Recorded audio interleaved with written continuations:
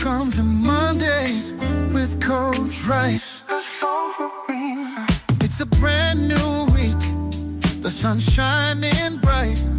A chance to cast your net, step into the light. Life's full of challenges, it's a winding stream. But with Coach Rice, you'll find your dream.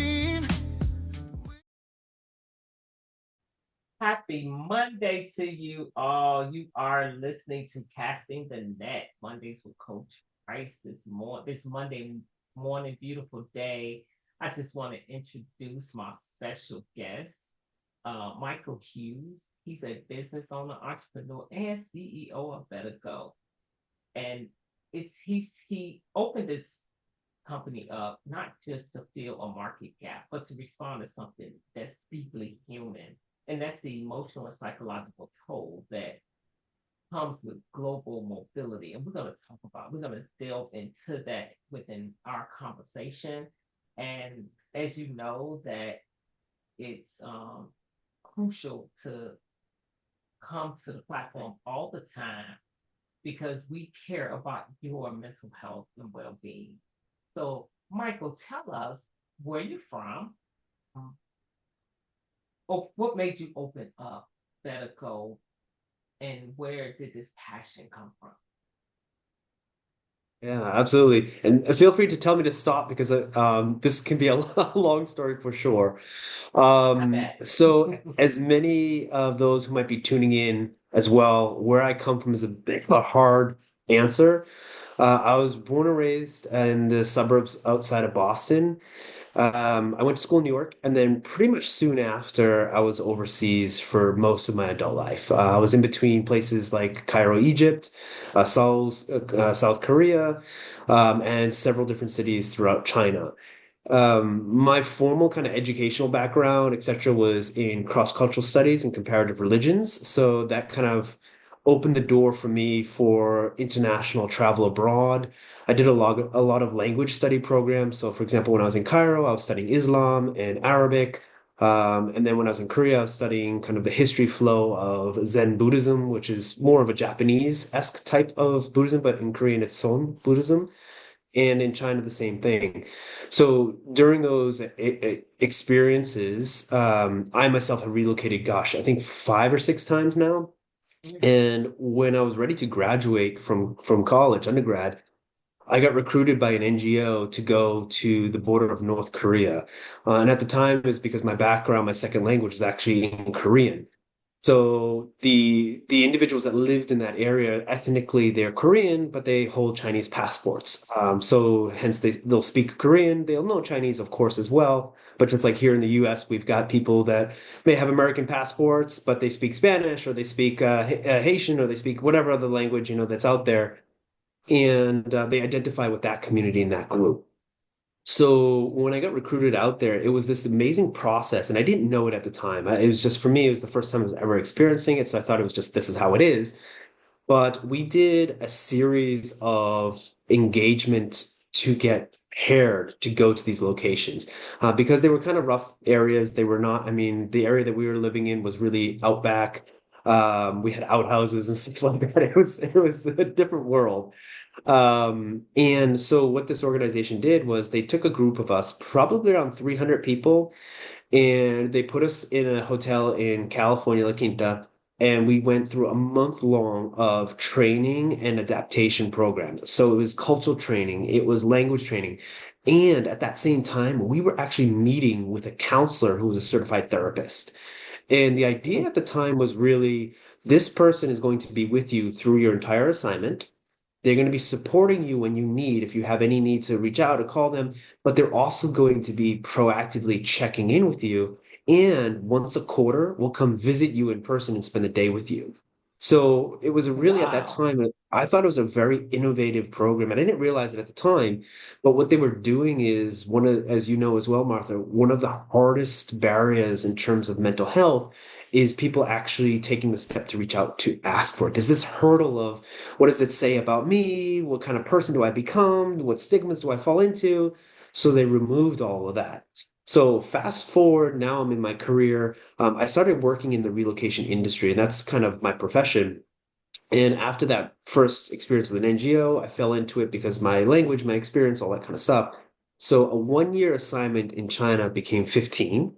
And Wow. during 15 years, I was supporting Fortune 500 companies that were moving talent into China, specifically companies like GE, GE Aviation, Boeing, Microsoft, Nokia. They had a massive project where they actually closed down their Scandinavian offices and opened them in China and moved over 200 people on 4 year assignments to basically build up operations in China and then essentially let them go.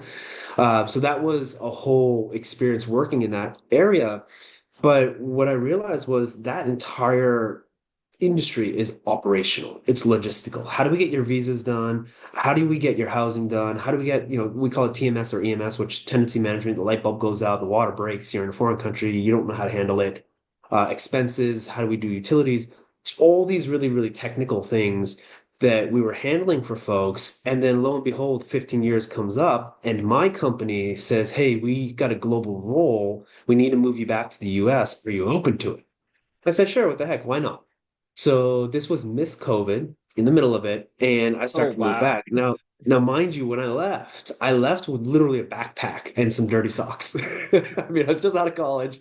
And now I'm coming back. I have a dog. I got a 40-foot container. I have a husband, and life was completely different. So at this time, I started to realize, like, wow, I have 15 years of expertise understanding how to logistically put together a move from anything and everything that you can think of. I mean, even language and things like that. Like, so I had all my bases covered because I knew personally Wow. each of the vendors that provide these services. I was like, I got this. I'm good. I'm rolling. And when we came back to the United States, within like 6 months, it was very, very apparent that you can have everything work out perfectly. And for us, I mean, I think it was actually a good thing that it did, because if there were problems, we would have been focused on the problems and would never discovered BetterGo. But what happened Mm. was everything went so damn smoothly. It's kind of like looking out on the ocean when it's very calm and you feel like this weird thing, like, wait, what's wrong here? I started to see all the problems. And the biggest problem was my family was moving back to the United States, me being American, my partner being Chinese born and raised. How are we an interracial couple going to exist here in the United States? But then also, our lifestyles are going to completely change. And by that, I mean, I was coming back with purpose. I had a job, I had a career that I was looking forward to. I was moving into an executive role with my company. It was a big step. So for me, everything was like, empowering. It was positive. It was, I'm on the right track. But for my partner, left his job, quit his job, came over with me, wasn't his home country. And for him, it was all about like, how do we re-identify here and how do we find our footing? But you can look back and say that with ease, but when it's happening to you in the moment, and Oh, we goodness. were 40 years old, right? So like, at the time, and this is only 4 years ago now, and at the time when these things are happening, you don't realize that all the support mechanisms that create comfort in your life, your friendships, your culture, your food, all that stuff is like really high level. But then when you start going into the psychology of it, like I think we were talking about last time, the Yes. 40,000 decisions that you make every single day, 99% of them are automated because you know what to expect. And this goes everything from where to park your car, where to how to use an ATM or something. And now you're in a new place. You're actually relearning these things, and they may not sound important, but they have a really, really high level of cognitive pull and cognitive energy drain. So you find yourself Yes. much more tired, much more frustrated. And what that means is you're now open to susceptible to things like depression, anxiety, fear, all these type of things start to creep in, and you're trying to navigate your way. So this was happening to me and my family. And my perspective was like, whoa, I've seen this 1,000 times. I've seen families split. I've seen, relationships break up and all this kind of stuff because I've moved over 4,000 people in my career. So I've seen this family dynamic happen. And I tried to warn my partner about it. But those relationship dynamics were so intimate that I could not, because it was my decision to come here, I kind of lost the right to Right. tell him what to do. And I don't know if that makes sense for folks, It makes but a lot of sense. what I'm getting at is that when we came here, we started to realize, hey, there's a lot more to this struggle than just moving, and we've got to figure this out. And nobody's looking at this. The closest people Mm, get is they start talking about culture. Hey, we'll do language training, we'll do culture training. What that means really is you're sitting down for 1 hour watching a presentation, a PPT, where someone says, Western culture is individualistic, Chinese culture is collective, blah, blah, blah, blah, blah. Here's a theory, here's a theory. 45 minutes pass. Any questions? Okay, move on. And they expect that that's going to help retain any kind of meaning in your life when you start going through these struggles that could be 2 months, 3 months, 6 months, 5 months, whatever it is down the line. So, what I realized is we need to put together a system where people can rely on to get support for their well-being and their mental health, but they can't do that with just friends. And there's a lot of complications when it comes with that. For example, mm, friends are not maybe not equipped to do that. Second, when you're moving to a new place, you may not have the friends. And third, a really interesting phenomenon for a lot of, especially you, Martha, you said before you work with a lot of military folks and even the GSA individuals that move yes. on quite a lot. The struggle they have is no one gets me, right? And I was actually talking to an individual, I think I shared this before as well, but essentially she and her husband was in the military. They moved to the Netherlands for 4 years. And when they came back to Texas, where I'm based now, she said, oddly enough, her sons started to hide the fact, and they were teenage level, hide the fact that they had that relocation experience because people at school were picking on them for being pretentious, for being, Mm, ooh la di da, like things like that. And they would make fun of them and give them nicknames that they didn't like and all that. So they started to hide that experience. So, for example, it just shows up in simple things like if a teacher asked, do you speak any second languages? They knew Dutch, but now they would not answer. They said, no, we only know English. And they start to hide that experience because this is a phenomenon a lot of people face is that when you come back to integrate into your home country, not everybody has had that experience. And for them, it may sound very romantic. It may sound very amazing, even though there's a lot of struggles behind it. But what happens is it really sets you apart and it creates almost like an us versus them. And people don't like that. They feel like, oh, um, you're showing off, or you have hmm something that I don't have, so I'm jealous. All these kind of things start popping up, and you think it's very weird, but this is something that really happens. So anyway, I could give 100 examples for that. But so as we're going through this situation, I started to realize there's nobody there that exists, and we went out to seek help. So we went to a therapist. We went out to find a psychologist. Oh my gosh, that process, like we got to do something about that. I know there's some companies out there that are trying really hard to make it more like Spring Health and stuff like that. They're trying really hard to make it more manageable, but really they're focused only on corporates. They're really developing corporate programs. I mean, I understand that's where the dollar is, that's where the money is, all that kind of stuff. But what happens is when you look for a therapist, your choices are really limited. One, you look for a registered list for your state. So now you're getting Yes. names, degrees, years of experience, and trying to call these people, and hopefully they respond. And if they actually do respond, now you're like, okay, do you take my insurance? How do we pay? How do we set this up? And are you virtually? Are you in person? All these type of things.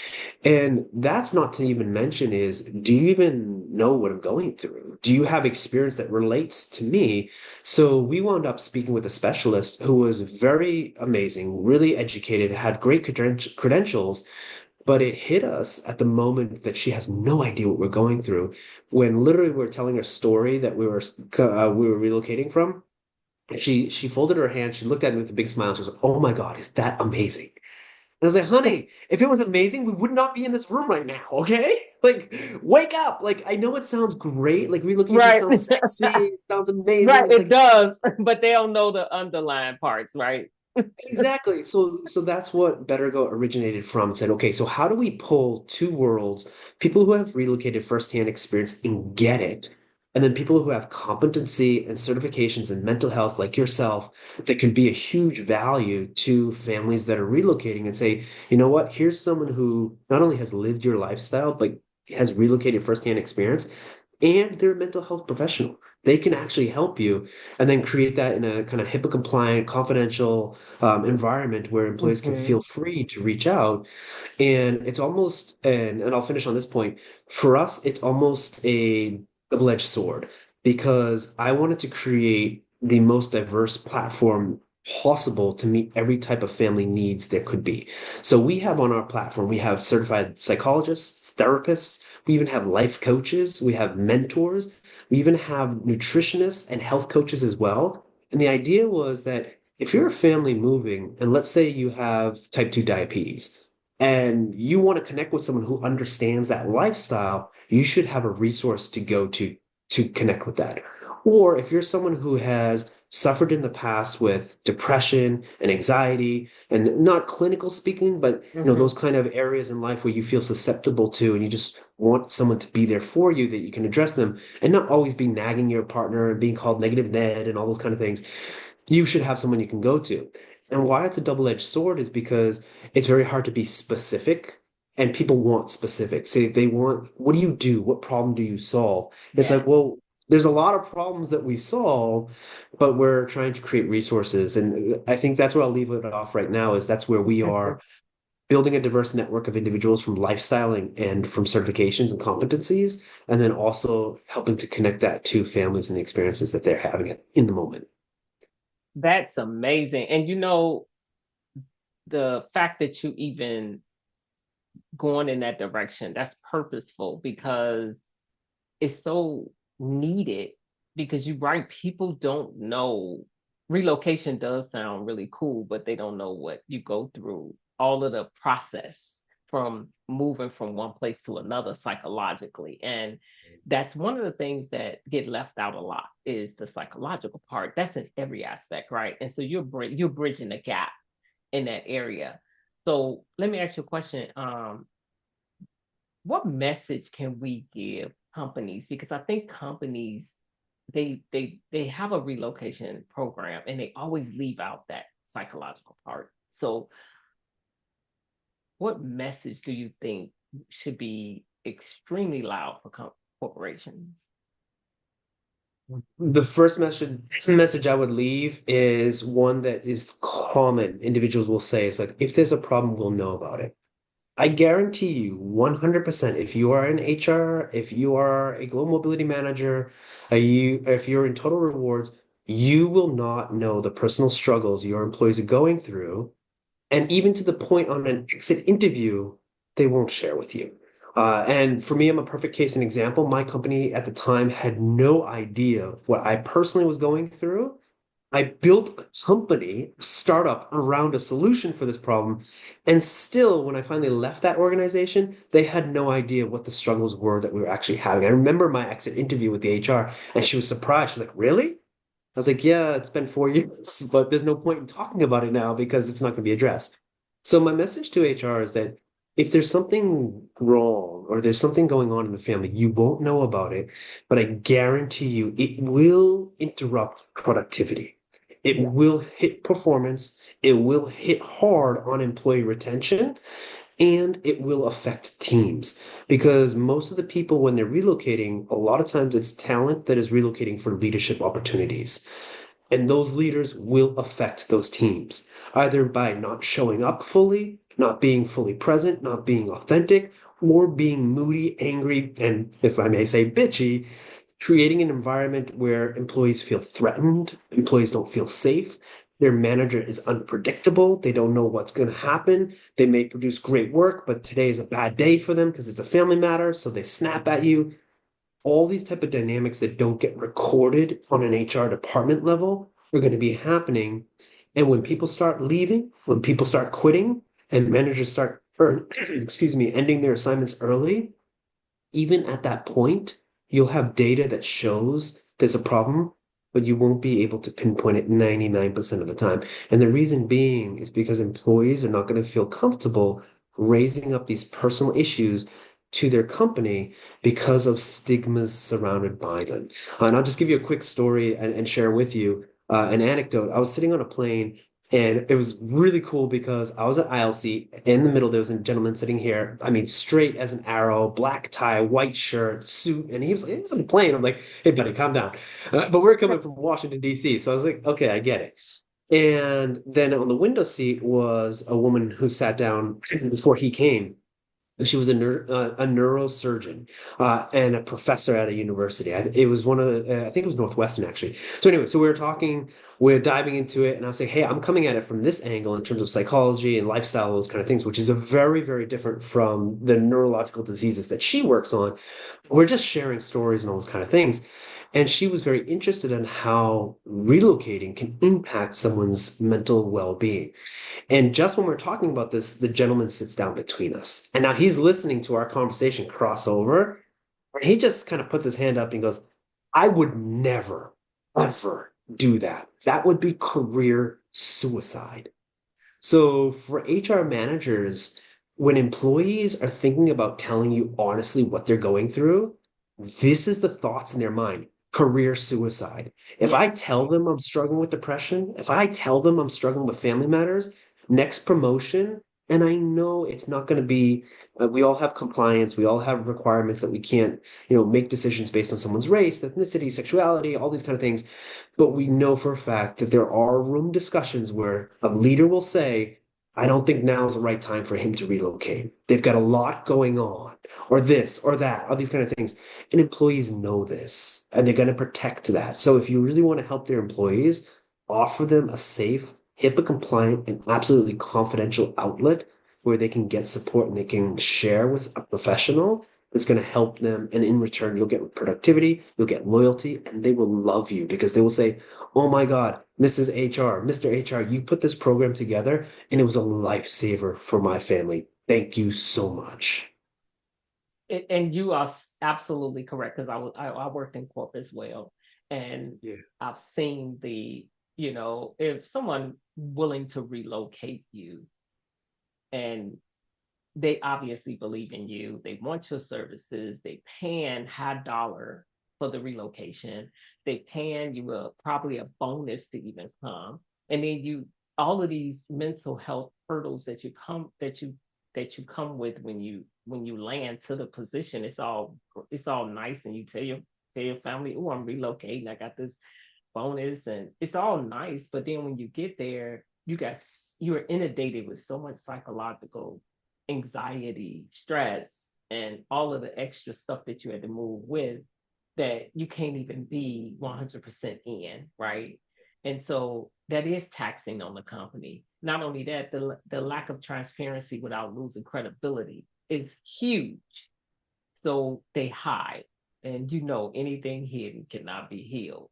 So we have to really be, I love what you're doing. I think it's great. I think companies need to think about reaching out to you, because they would see the benefits of not just having a, program like that for the employees, but you will be seen as you care so much about your employees. Not only that, with the heightened anxiety and suicidal rates, you will be you will be the catalyst to help prevent all of that. And so it'll be to their benefit to reach out to you. So what would be a way that companies can reach out to you, and what is your onboarding process? Yeah, that's a great question. Thank you for asking that. For us, we really look at engaging in the employee experience and helping to prove that, and partnering with HR to prove that. We understand, my background has been in corporate as well, so I understand the KPIs and the flames that HR's feet are being held to. And this is one of the biggest gaps in global mobility, is understanding the ROI of a relocation. Because a lot of planning will go into, well, the HR BP, whether it's the department head for the business unit, etc. They will put together the plan and say, hey, get us talent to go there. But once that gap is filled, there's not much ability to track and to monitor the success of that. So what we really want to do is come along HR and say, not only do we have a program that's going to prove efficacy, we're going to show you that. So one of the ways that we do that is we actually use real-time dashboards to show, and we have to do it anonymously because we can't show personal information, but we can show demographics. So things like age groups, things like gender, things like location, and across the 8 dimensions of well-being. And we're basing this on the WHO 5, which is really an assessment that looks at someone's ability to thrive wherever they are. And this data is really influential because they get to track that before and after sessions with our mobility mentors. So Martha, say for example, we have an employee coming into Texas and they're connecting with you, they're in oil and gas, and the company is like, well, how do we prove that this program is actually going to work?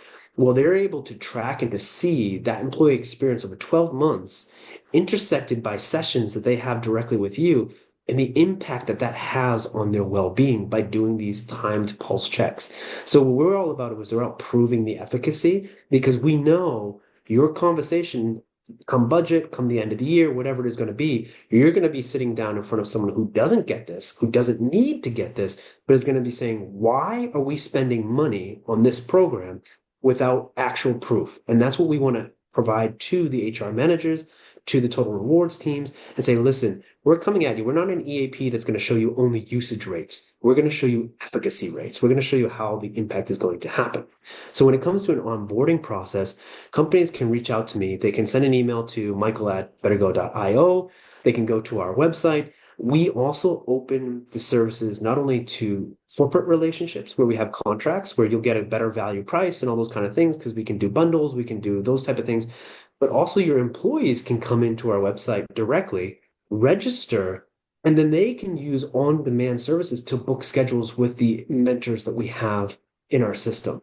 So there's 2 ways that companies can go about it. One, they can reach out and say, hey, can we get a bundled price here? And can we work out a relationship where we're covering all the locations that are important to us globally? So we're in 18 different countries right now. So do we match that footprint? Can we match that footprint? A lot of that is the custom tailoring. You think if you're going in to get, a suit made, they're going to tailor the length of the arms. They're going to trim the pants, hopefully pull the waist in a little bit if you've been exercising. They're going to do all this kind of stuff. And that's what we'll do from a corporate relationship is say, first and foremost, where's your footprint? And let's start matching mentors to those locations. And then also looking at what's the demographics of your employees and really assessing, does our mentor base meet those demographics? So for example, if you're tech and you have younger individuals that tend to be between 20 and 30 years old, do we have mentors in those locations that can match that? If not, we're going to get them there. And then also looking at locations from a demographic perspective as well. Are we in Ireland? Are we in Dublin? Yes, we are. Are we in Buenos Aires? Where are we, And then identifying those locations. So that's a corporate relationship. Or second to that is just simply telling your employees, hey, this platform exists. You can log in, create your profile, and book sessions with individuals directly. And whatever you pay for, because we can use PayPal, we can use, whatever, Stripe, all the, payment platforms. It's literally, think of it like Amazon. You go in, you buy a service, you check out, you're done. We can provide receipts back to the corporation so they can either reimburse those and we can provide other resources. So B2B or B2C is an option. I would say the B2B is a better option because you have more proactive engagement there. But from an onboarding perspective, it's surprisingly very, very easy because we try to remove every hurdle there is. We want to make sure that a company can say, hey, we like BetterGo. We want to start. We're in May. We're coming into May. Sorry, we're in April now. We want to start May 1st. Can we do it? Yes, you can. Let's go ahead and do it. It makes it very simple for that. Yes. Thank you so much. I'm so excited for what you're doing. I love it. People need it, and people are relocating more and more every day. And so it's definitely needed. And I thank you so much for coming on to talk about BetterGo, because that's amazing how you started the company and the passion you have behind it. And now you guys get to meet the face behind the passion. So I will put the links in the video. So Thank you, Vaughn. So everyone can definitely reach out because it's so needed. I kid you not, I'm an advocate for it as well. So I love it. And so I just want to thank you so much for coming on the show and embracing your presence. And to the audience, if you feel like you know someone who's relocating, and even if they're not struggling, it is very important to get this video to them. Please send it out, subscribe to the channel, because I'm always pulling on amazing people to talk to you, to help you with your mental health and well-being. So thank you so much for listening, and we are signing off. It's your time to shine. Your journey to chart. Coach Rice wisdom will heal every